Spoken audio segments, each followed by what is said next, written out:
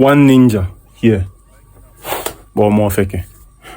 I don't even, I deserve it, right? All more something. I could go the energy where one access to me. Ndi umeni, ndi na agwa mmadu yoku na adiro mandi aja afia. And all more because okay, me I dey teach about ezumezu. Ne eku ne ezumezu if I can. Manamwa just ime for feke. Somebody brought a business deal to me. Simu tinyaru yota. Tinyaru. No alusi keji agaya. No naya.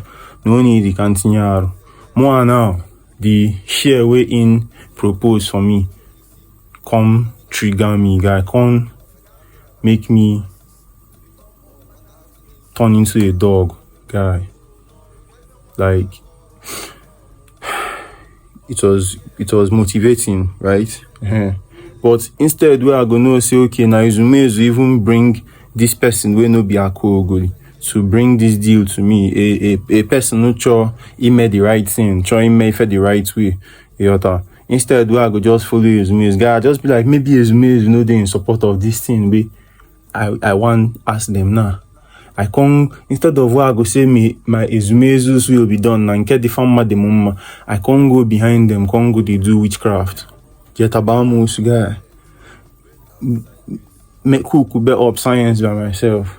My call if one young go me for moi, when I fell, lapo, and when me for did leave him where maybe if moi na, budogun if I belong to a moto more yota.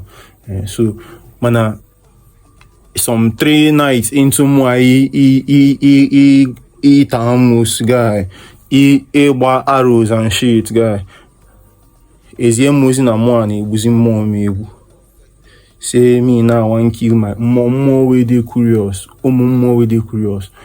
So from that place now, Mbop go do immediately. Then I started installing everything step by step where I take install waiting and install. I started the install because you know what I'm saying. Now you come more, may I no miss anyone.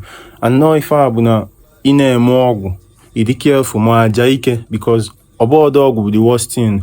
Ogwike they bad, ajike they bad as well. So about I see give me just now charge and also but they are not charge ajike. Yota. No in carbon name. Ibulu no say all day far can madi me chakadibia me channel no problem. Yota no problem no more. No problem no more problem or imaguma the no problem yota. So me I just and as I can't did install that thing, I can't see the lack of wisdom. Where we say if I did look this guy now will they call me off I just be like no wala voice of the money say as I can't do that thing, as I can't did install and can't stand for my album, I can't detox say guy where obi Izumezu guy. If you need Izumezu kanko, agwa be Izumezu, agwa abaham na azum mo na nna guy, agam na azum mo when I show witchcraft we no be them pattern for me. Where they keep as ndi wolo yota. I go behind them. When I get them, I get Ogugu Ikunem, I get Ogugu Bennam, I get Moi Kunenem, Alusi dangerous Alusis where don't go wars, actually, where don't chop human heads, where they use, where they collect from war. You know what I'm saying? Where likely, I mean, obviously, more Nelios will do me. More Bobogi, they no go bury you, they can't keep you for there, you know what I'm saying? In probably past, right? And more Nelios be my spirit. Me now I can't go they do with him. Oblo feke kaya boy fam. So may Izumezus will be done. Because human being guy, I be human being guy. I know the kid myself. I need money guy. See this shit way. I mean chief priest, think what you may of him. But I feel say every madman gets some form of wisdom. Like looking rich go get you some shit way faster, right? Faster is the thing. It's not as if you know what I'm saying. So I know the kid myself, so I need bands. You know what I'm saying? But I've gotten this far without, you know what I'm saying, with being patient with my Izumezu, and I can't each or man, each or no. For my song Ofeke, this was exactly what I called Ofeke. I said, thank God na me buru okwago n'ọlụ ka efe mụ aka ọlụ ma. Then for the end I say, about speed, gbuo mmadụ eke gang this thing now.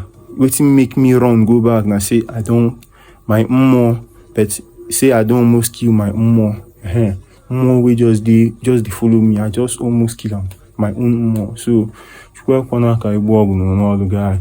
So me now that's pull on agwa kwa ife ọbụla agwa edition ide egbu mmụọ gị agwa anything agwa maka ego edition na they endanger your mmụọ because that's in a short termism for waiting, you know what I'm saying, for waiting. You can't kill your guy makwa say nwa mmụọ emegide na mmadụ emegide na nwa mmụọ wee je gbu mmụọ gị. So stream my music, make I fit get money go marry. I don't old farm and make I fit get money invest. Stream Holidays Mail, stream FICKLE, and you might like Eguya, people like it. And wait on my EP where they come, processing my pain. Make I get them done, it make I fall into some good shit. Cheers. Just like this on FICKLE, I couldn't help myself. My bitch is in my bed now, VI.